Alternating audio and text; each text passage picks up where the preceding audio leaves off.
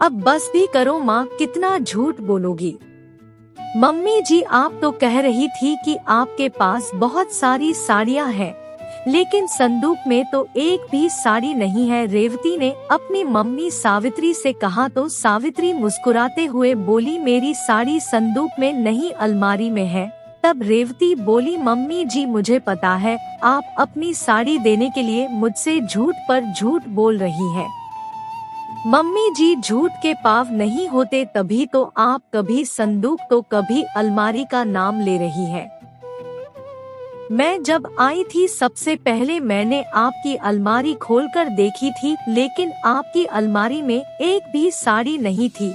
मैंने यह साड़ी आपके लिए कितने मन से खरीदी थी, इसलिए मैं इसे लेकर नहीं जाऊंगी। रेवती की बात सुनकर सावित्री दुखी हो गई थी।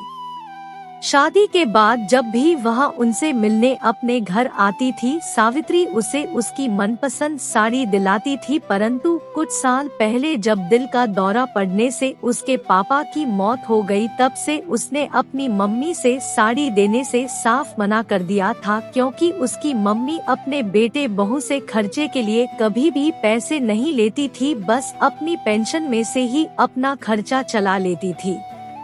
वैसे उन्हें नए नए कपड़े पहनने का ज्यादा शौक नहीं था, बस 2 साड़ियों में ही पूरा साल चला देती थी।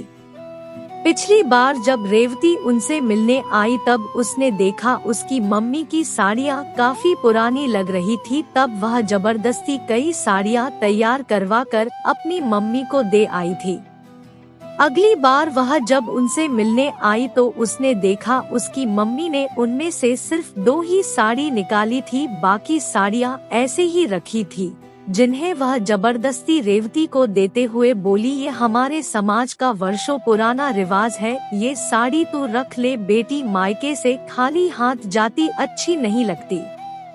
जब रेवती ने उनसे साड़ी लेने से इनकार किया तब वह रेवती से बोली, तू मेरी चिंता मत कर, मेरे पास संदूक में बहुत सारी साड़ियाँ रखी है, मैं उन्हें पहन लूंगी। रेवती जानती थी कि उसकी मम्मी उसे साड़ियाँ देने के लिए झूठ बोल रही है, इसलिए उसने अपनी मम्मी की अलमारी और संदूक खोलकर देखा भी था। वह यह भी जानती थी कि यदि वह साड़ियाँ नहीं लेकर जाएगी तो उसकी मम्मी बहुत दुखी होगी। तब वह अपनी मम्मी को समझाते हुए बोली, अब बस भी करो माँ, कितना झूठ बोलोगी, बेटी मायके साड़ी लेने नहीं, माँ का प्यार पाने के लिए आती है। जिस रिवाज को निभाने के लिए आपको झूठ बोलना पड़े, मैं ऐसे रिवाज को आज ही तोड़ देती हूँ। यह साड़ी आप खुद पहनिए, यदि आज के बाद आपने मुझे साड़ी देने की कोशिश की तो मैं फिर कभी आपसे मिलने नहीं आऊंगी, मुझे सिर्फ आपका प्यार और आशीर्वाद चाहिए। रेवती की बात सुनकर उसकी मम्मी भावुक हो गई थी। उन्होंने प्यारे से रेवती को गले से लगा लिया और उसे आशीर्वाद देते हुए बोली, बेटी तूने वर्षों पुराने रिवाज को तोड़कर मुझे बोझ मुक्त कर दिया, भगवान करे तेरा दामन हमेशा खुशियों और समृद्धि से भरा रहे। मम्मी से आशीर्वाद पाकर रेवती ने खुशी से मम्मी का माथा चूम लिया था। दोस्तों, माँ की ममता ऐसी ही होती है, अपने पास कुछ भी ना हो फिर भी बेटी को देने के लिए हमेशा तैयार रहती है, क्योंकि माँ तो माँ होती है। उसे अपनी बेटी को खाली हाथ ससुराल भेजते हुए भी शर्म आती है, परंतु समझदार बेटियां ऐसे रिवाज को खत्म करके अपनी माँ को बोझ और शर्मिंदगी से मुक्त कर ही देती है।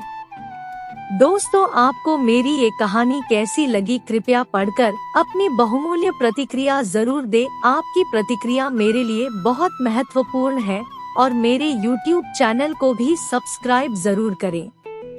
दोस्तों, फिर मिलेंगे अगले न्यूज़ स्टोरी के साथ। धन्यवाद।